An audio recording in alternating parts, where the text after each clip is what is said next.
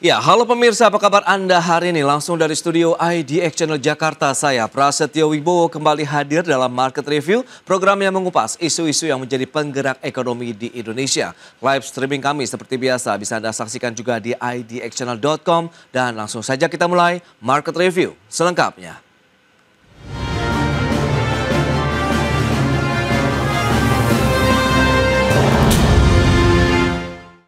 Ya, pemerintah menegaskan perundingan Indonesia-European Union Comprehensive Economic Partnership Agreement atau IEU-CEPA sudah masuk tahap final. Bahkan setelah perundingan berlaku, maka 80% produk ekspor Indonesia ke Uni Eropa akan bebas tarif bea masuk.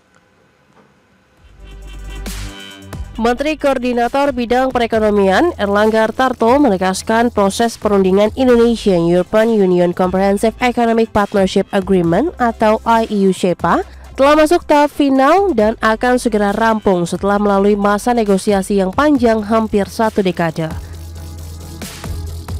Erlangga juga menegaskan setelah kesepakatan kerjasama Indonesia dan Uni Eropa ini berlaku, maka dalam waktu 1 hingga 2 tahun ke depan, hampir 80% produk yang diekspor dari Indonesia akan dikenakan tarif biaya masuk 0% alias bebas bea masuk.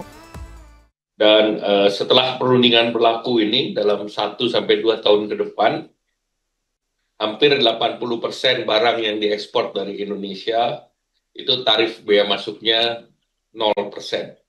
Uni Eropa juga telah sepakat di berbagai sektor utama yang menjadi kepentingan Indonesia, yaitu energi terbarukan, pengembangan ekosistem daripada kendaraan listrik, kemudian produk yang dihasilkan oleh labor intensif, seperti alas kaki, pakaian, kemudian juga produk unggulan Indonesia, minyak sawit, dan juga produk-produk perikanan.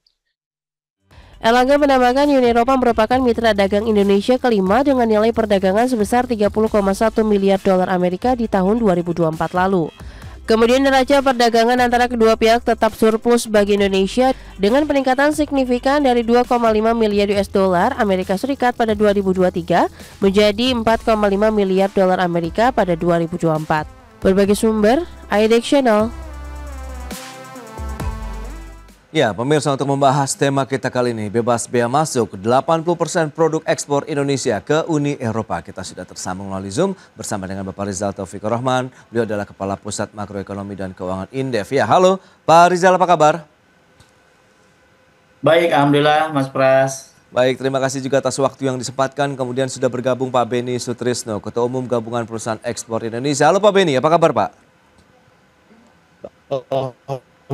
Alhamdulillah, baik Mas. Baik, terima kasih juga atas waktu yang disempatkan Pak Beni. Sebelum membahas lebih jauh bagaimana review dari GPI ini terhadap proses perundingan Indonesia dan Uni Eropa melalui Indonesia European Union Comprehensive Economic Partnership Agreement ini. Apakah memang ini sudah sesuai harapan dari pelaku usaha ataupun eksportir nasional kita nih Pak? Silakan Pak Beni. Harapannya udah sesuai, malah hasilnya malah lebih dari harapan ya. Oke. Ya, ada spesifik khusus mengenai small scale industry juga ditampung, lalu capacity building juga ada di situ. Jadi banyak hal yang di luar dugaan kita oleh Pak Menko dimasukkan dan itu disetujui. Tinggal sekarang masalah non-tarif measure-nya yang harus kita perhatikan.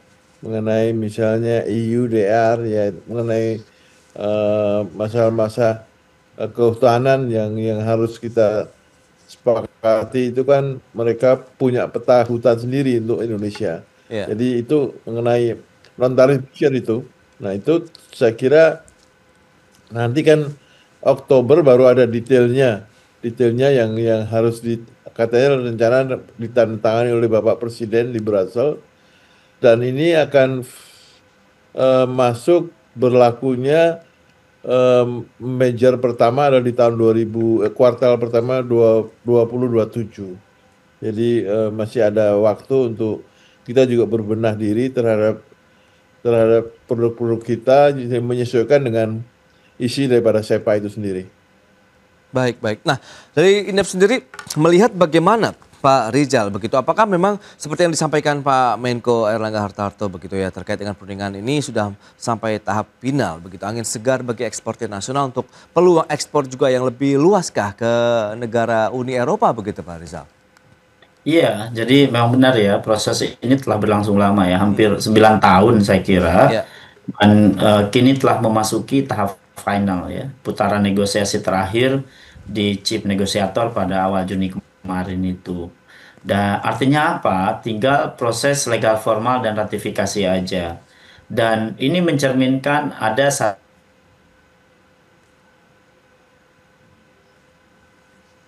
Indonesia ke Europe ya. Sekaligus tentu menunjukkan komitmen tinggi dari kedua pihak untuk menyelesaikan tentu tuntutan teknis dan berkelanjutan. Nah, tantangan memang dalam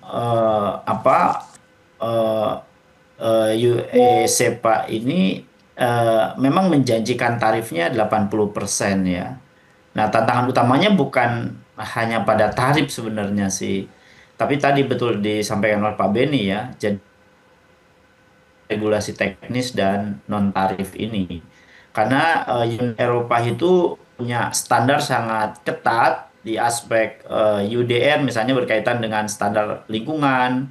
Contohnya misalnya produk untuk sawit ya, terutama untuk kayu, kopi ya, dan juga coklat yang memang harus bebas deforestasisi ya. Jadi dan ini menunjukkan apa? Menunjukkan sistem traceability-nya berbasis geolocation yang belum masif nih di Indonesia. Ini challenging-nya. Yang tadi juga sampaikan bahwa Uni Eropa itu punya peta gitu ya berkaitan dengan ekonomi green economy ini. Kemudian juga berkaitan dengan labor and human right compliance ya. Jadi UE ini sangat ketat sekali ya mengawasi hak-hak bekerja ya, kemudian juga kondisi pabrik yang padat karya misalnya ya, termasuk ya tadi UMKM ya. Jadi harus dilakukan pendampingan serius gitu ya, agar tidak terpental dari peluang pasar yang begitu luas ini. Saya kira itu, Mas. Baik, itu dia. Non-tarif barrier yang masih menjadi kendala utama yang harus juga dituntaskan oleh pemerintah Indonesia untuk bisa memanfaatkan ya peluang begitu dengan terbukanya 80% tadi yang disampaikan begitu untuk produk ekspor Indonesia ke Uni Eropa. Nah, lantas bagaimana Anda melihat Pak Beni terkait dengan Uni Eropa yang merupakan mitra dagang terbesar kelima bagi Indonesia, sementara Indonesia mitra dagang ke-33 bagi Uni Eropa dan neraca perdagangan antara kedua pihak juga tetap surplus bagi Indonesia. Nah, dengan peningkatan dari 2,5 miliar di tahun 2023 kemudian jadi 4,5 miliar dolar Amerika di tahun 2024. Seberapa penting jadinya Uni Eropa ini bagi pelaku ekspor Indonesia? Saya kira Uni Eropa penting sekali karena dari Uni Eropa kan mereka pedagang yang membiayai ke negara-negara sekitar ya. Misalnya negara-negara ex Uni Soviet itu kebanyakan pembiayaannya dari pembiayaan dalam berbentuk barang itu semua dari Uni Eropa. Jadi itu juga merupakan satu channeling ke negara-negara yang dengan kita tidak ada SEPA-nya. Jadi tentu ini kan bisnis tradisional yang udah lama mereka lakukan kepada negara yang lebih membutuhkan dibandingkan kekuatan Eropa Barat kan lebih kuat secara finansial.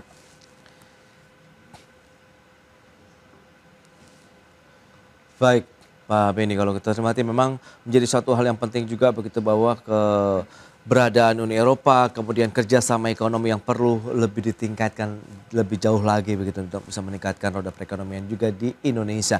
Baik, Pak Rizal, Pak Beni, kita akan membahas lebih jauh lagi terkait dengan bagaimana langkah-langkah yang perlu disiapkan juga nih oleh pemerintah Indonesia, kemudian pelaku ekspor Indonesia di segmen berikutnya. Kita akan jeda dulu sebentar ya, dan pemirsa kami akan segera kembali sesaat lagi.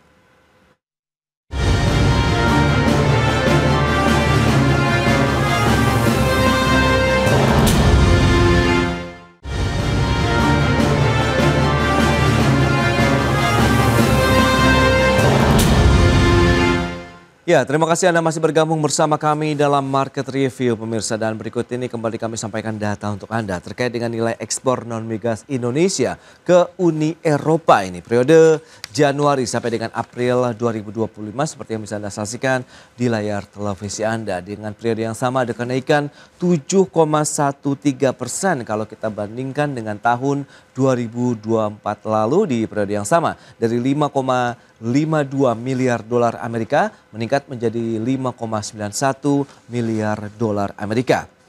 Kemudian kita lihat nilai ekspor migas Indonesia secara keseluruhan.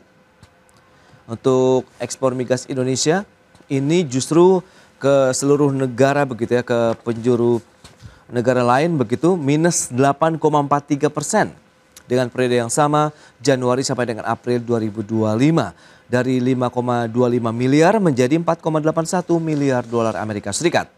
Nah, sementara untuk nilai ekspor non migas Indonesia Januari April ada kenaikan 7,68% untuk ekspor non migas Indonesia. Jadi tidak hanya ke Uni Eropa. Dari 76,67 miliar menjadi 82,56 miliar dolar Amerika Serikat. Baik, kita lanjutkan kembali perbincangan bersama dengan Bapak Beni Sutrisno dan juga Pak Rizal Taufik Rohman. Ya, dengan beberapa data tadi yang sudah disampaikan Pak Rizal, apa yang bisa kita cermati? Ekspor non migas Indonesia ke Eropa ini ada kenaikan 7,13% Januari sampai dengan April 2025. Apakah memang ya itu dia menjadi salah satu juga ya negara yang kita sasar ini untuk penerimaan negara tentunya untuk Uni Eropa sendiri, Pak Rizal? Iya, saya kira kan kalau lihat dari angkanya kan cukup menarik ya dan juga cukup potensial gitu ya ekspor non migas maupun migas ke Uni Eropa ini. Dan tadi juga dilihat dari sisi prospek ya tentu ini memberikan dampak yang signifikan ya terhadap ekonomi kita. Bahkan kalau kemudian kita lihat ya dari beberapa perhitungan gitu ya, bahwa ternyata kerjasama IUCPA ini yang berpotensi menambah PDB Indonesia cukup signifikan ya, dan angkanya hampir 0,5% ya dalam kurun waktu 6 tahun ini, dan semua reformasi struktural ya tentu harus dilakukan gitu ya. Termasuk juga investasi asing dari Uni Eropa juga bisa punya peluang besar ya, hampir 20% gitu rata-rata ya, dan setiap tahun begitu ya, terutama di sektor energi bersih ya, otomotif listrik gitu ya, dan juga manufaktur begitu. Dan hal yang menarik lagi yang menurut hemat kami gitu ya, apalagi kan sudah dirilis di beberapa laporan World Bank misalnya ya, dan juga ada perhitungan-perhitungan yang kita lakukan, produk yang prospek untuk diekspor ke Uni Eropa ya, SEPA ini sebenarnya lebih pada produk-produk potensi alam kita ya, seperti ikan ya, udang, kemudian sawit ya, karena sawit menjadi bahan baku untuk obat-obatan dan farmasi ya.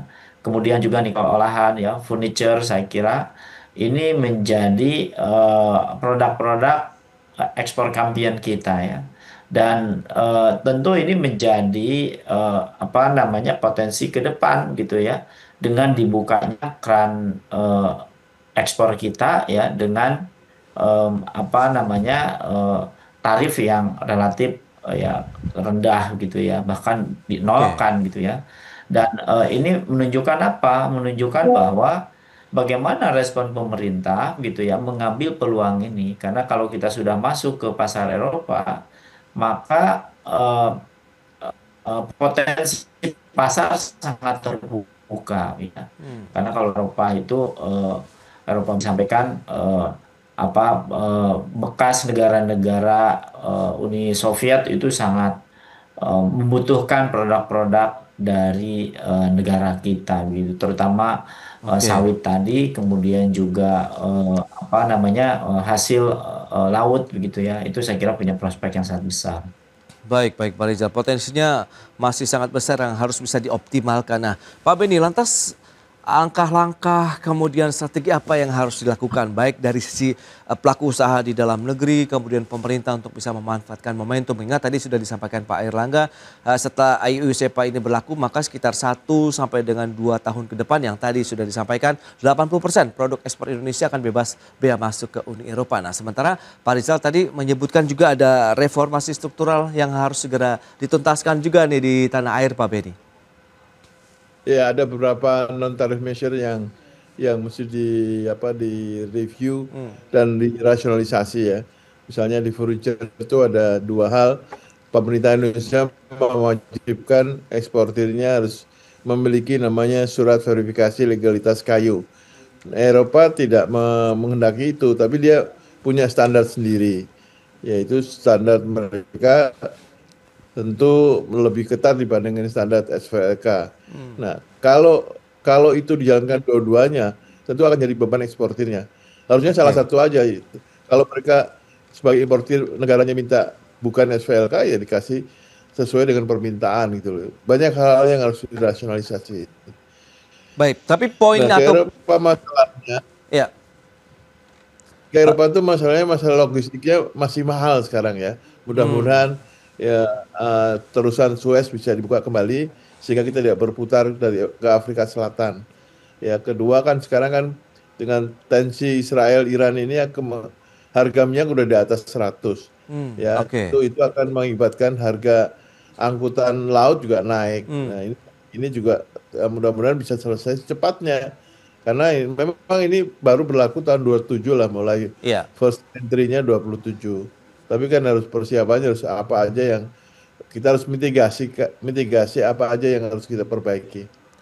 Ya, yang paling utama yang kalau kita bicara mengenai skala prioritas Pak Beni, apa yang harus segera dituntaskan? Mengingat eskalasi yang tadi semakin panas juga di kawasan Timur Tengah begitu. Apakah nanti akan mengganggu jalur logistik internasional kah atau seperti apa begitu Pak Beni yang harus diantisipasi?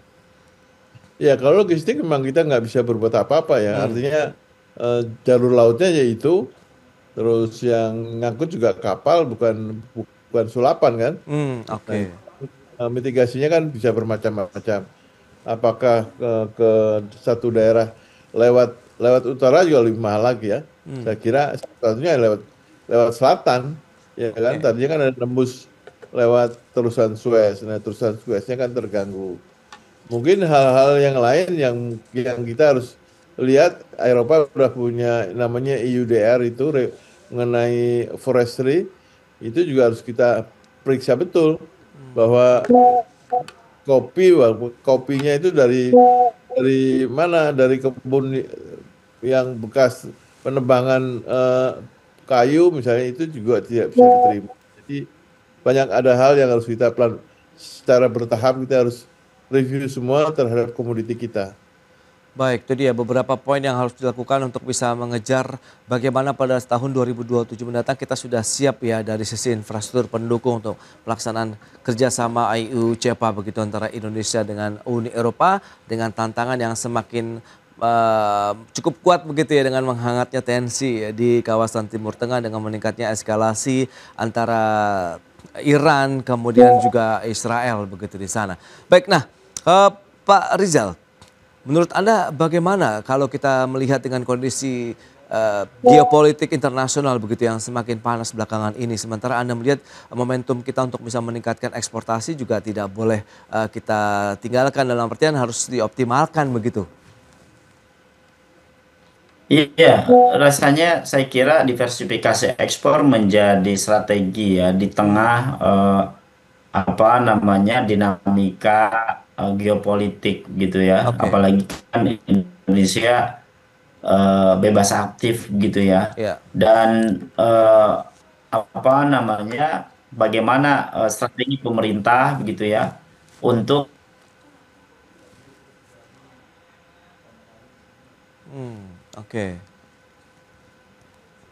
Baik. Ya, halo. Pak Rizal? Baik, nampaknya kami mengalami gangguan komunikasi terkait dengan Zoom dan pemirsa kita akan jeda terlebih dahulu. Nanti kita akan bahas lebih lanjut lagi langkah-langkah apa saja yang perlu disiapkan, kemudian momentum apa juga yang perlu kita tingkatkan dan kami akan segera kembali sesaat lagi.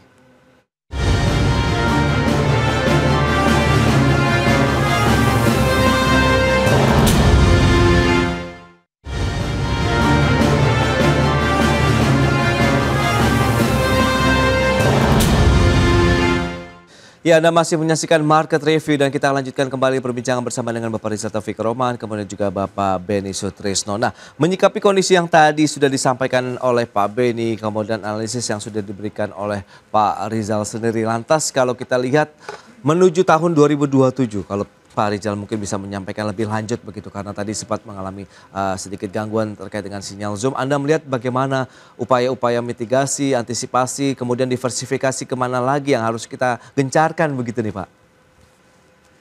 Ya, saya kira strategi diversifikasi market ya atau ekspor itu menjadi strategi yang tidak bisa dielakkan lagi ya. Oke. Apalagi sudah terbuka di pasar Uni Eropa ini. Nah, untuk itu maka apa yang harus dilakukan oleh pemerintah lebih jauh ya untuk menghadapi peluang besar ini, tentu pemerintah dan para pelaku usaha harus segera saya kira melakukan upaya-upaya ya, tidak hanya mitigasi ya, tetapi juga mengambil peluang ini, misalnya bagaimana peningkatan kapabilitas di sektor manufaktur dengan mengadaptasi standar Uni Eropa ya, sistem sertifikasi UIDR-nya dan sustainable production-nya. Kemudian juga saya setuju sekali kalau peningkatan UMKM itu didorong secara optimal dengan pembinaan ekspor, akses kredit ya, digitalisasi dan integrasi rantai pasoknya. Berikutnya adalah berkaitan dengan bagaimana penguatan diplomasi ekonomi ya. Jadi soft landingnya, promosi produk, trade mission, business matching. Saya kira ini juga perlu diupayakan ya. Bagaimana diplomasi ekonomi antara Indonesia dan Uni Eropa ya. Dan yang paling penting lagi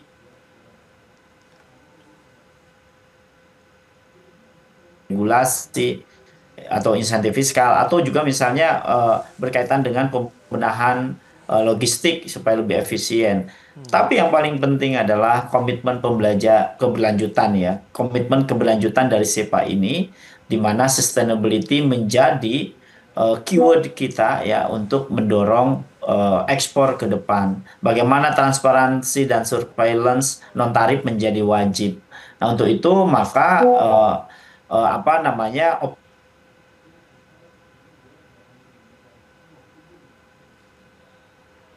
Oke.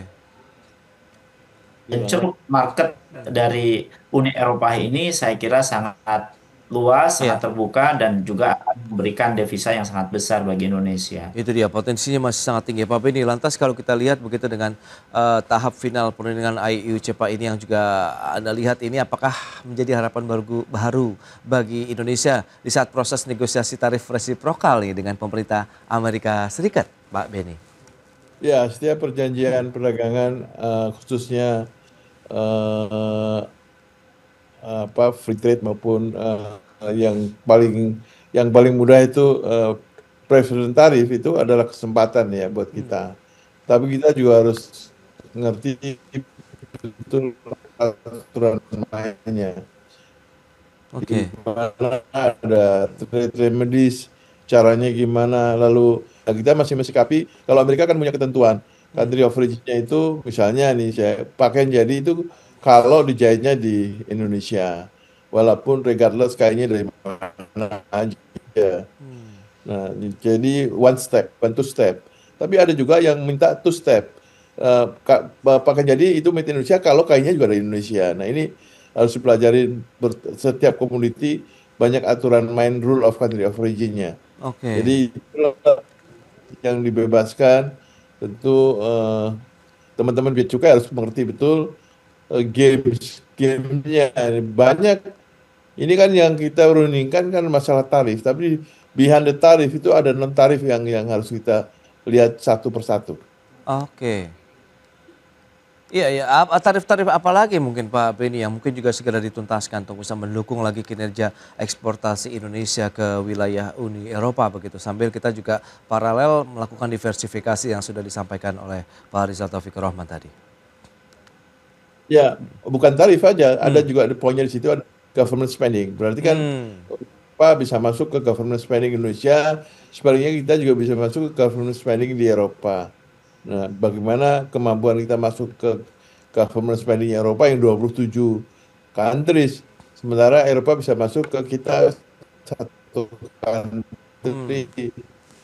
Jadi ini kan tentu harus disikapi betul. Misalnya kontraktor bikin jalan di Indonesia, karya itu kan bertanding kontraktor yang bikin jalan dari Eropa nantinya. Nah, hal itu kan tentu harus disikapi juga. Baik, itu dia beberapa langkah yang harus segera dilakukan begitu, dan harus secara terintegrasi, komprehensif, kemudian melibatkan juga beragam pelaku usaha, kemudian dari sisi pemerintah juga begitu, sehingga nanti kita benar-benar pada saat penerapan kerjasama EU CEPA ini berlanjut di tahun 2027 mendatang begitu, yang diharapkan begitu benar-benar kita juga sudah siap ya dari sisi infrastrukturnya, produk-produk ekspor andalan kita juga yang bisa kita tawarkan atau pasarkan di wilayah Uni Eropa. Baik, Pak Benny, Pak Rizal, sayang sekali waktu terbatas. Terima kasih banyak atas informasi, update dan juga analisis yang sudah diberikan kepada pemirsa IDX Channel pada hari ini. Selamat melanjutkan aktivitas Anda kembali. Salam sehat. Sampai berjumpa kembali Pak Benny, Pak Rizal. Terima kasih. Baik. Ya. Baik pemirsa, jangan beranjak dari tempat Anda karena sesaat lagi kami masih akan kembali dengan tema menarik lainnya, yakni menilai konsistensi pertumbuhan bisnis pinjaman daring di tahun 2025.